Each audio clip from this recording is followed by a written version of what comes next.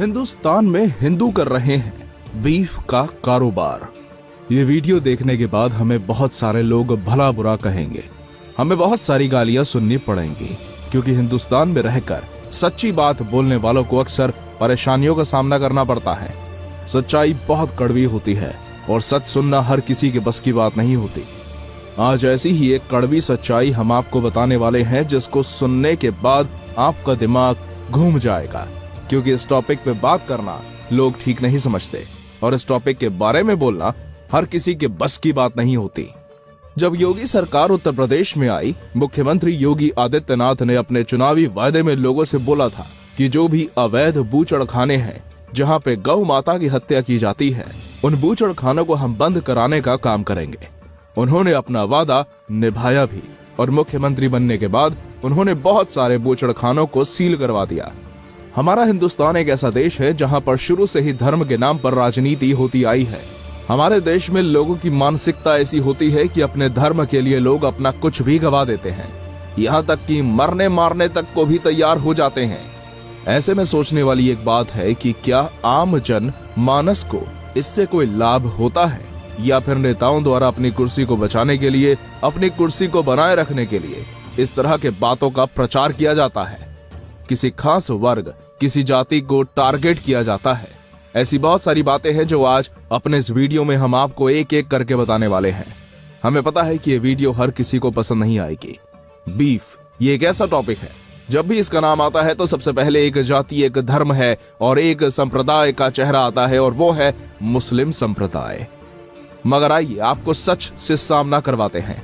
केंद्र सरकार के वाणिज्य मंत्रालय की संस्था कृषि और प्रसंस्कृत खाद्य उत्पाद निर्यात विकास प्राधिकरण अपेड़ा ने हिंदुस्तान में 74 बूचड़खानों को मंजूरी दी है, और इन 74 बूचड़खाने में 9 बूचड़खानों के मालिक हिंदू हैं, और ये 9 बूचड़खाने हिंदुस्तान के वैसे बूचड़खाने हैं जो सबसे बड़े हैं, और यहाँ से सबसे ज्यादा बीफ का निर्यात होता है। यानी इन्हीं बूचड़खानों के द्वारा हिंदुस्तान से सबसे ज्यादा बीफ बाहर के देशों में जाता है। भारत में यह कारोबार बहुत पुराना नहीं है, लेकिन पिछले 2 दशकों में यहाँ मांस उत्पादन लगातार बढ़ा है।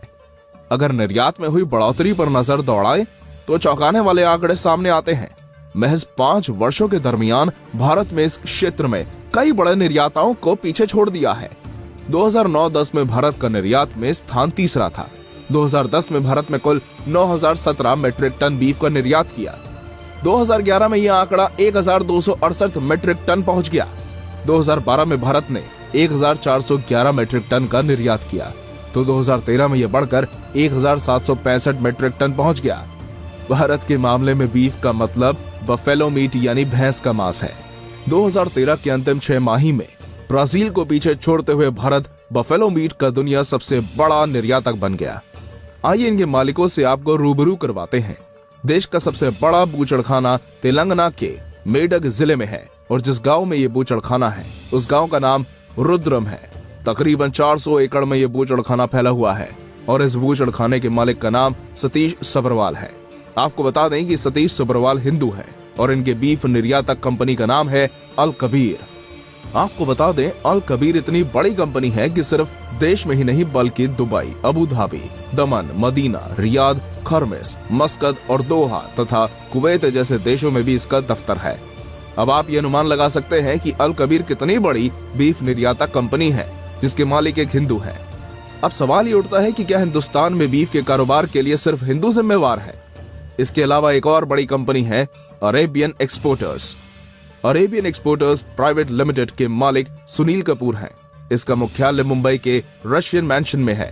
कंपनी बीफ के अलावा भेड़ के मांस का भी निर्यात करती है। इसके निदेशक मंडल में वीरनथ नागनाथ, विकास मारुति और अशोक नारंग हैं। ये सभी हिंदू हैं। आज की तारीख में no doubt India number 1 exporter बन चुका है बफेलो मीट का। ब्राजील और ऑस्ट्रेलिया नंबर 2, नंबर 3 पर आ गए हैं।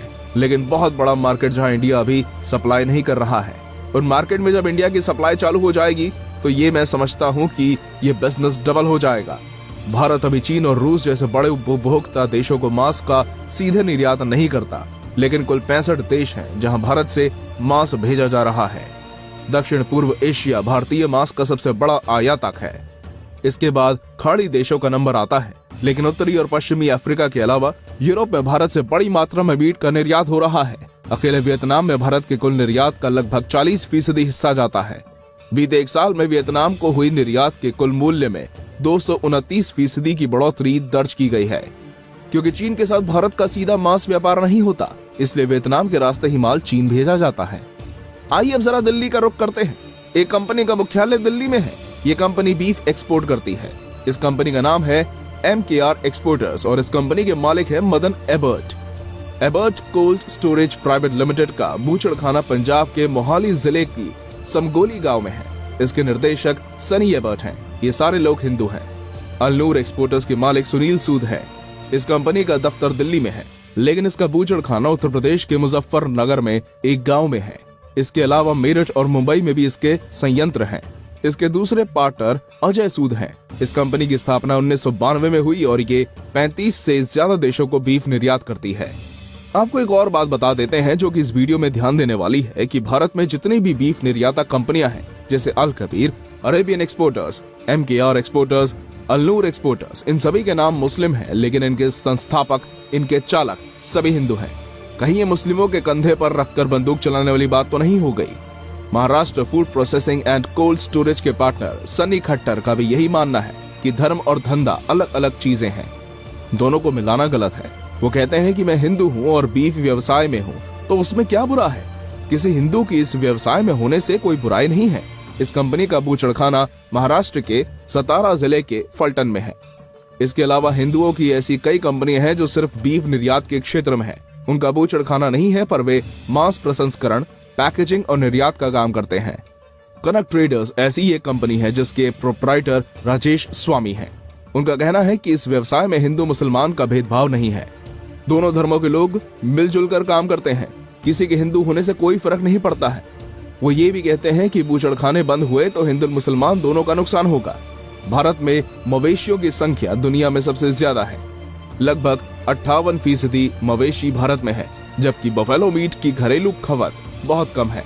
और ये वजह है कि उत्पादन के मामले में चौथे स्थान पर रहने के बावजूद निर्यात में भारत नंबर 1 बन गया है। वह कंपनी के मालिक तो नहीं, लेकिन निर्देशक, क्वालिटी प्रबंधक, सलाहकार और इस तरह के दूसरे पदों पर भी कार्यरत हैं। अब सवाल ये उठता है कि बीफ के लिए सिर्फ मुसलमानों को जिम्मेवार ठहराना कहां तक सही है। वीडियो में बताई गई बातें अगर आपको पसंद आई हो तो अपनी राय कमेंट बॉक्स में जरूर बताएं। वीडियो अच्छी लगी हो तो इसे शेयर जरूर करें। इसी तरह के अन्य दूसरे वीडियोस के लिए इस चैनल को आज अभी इसी वक्त सब्सक्राइब कर लें। धन्यवाद।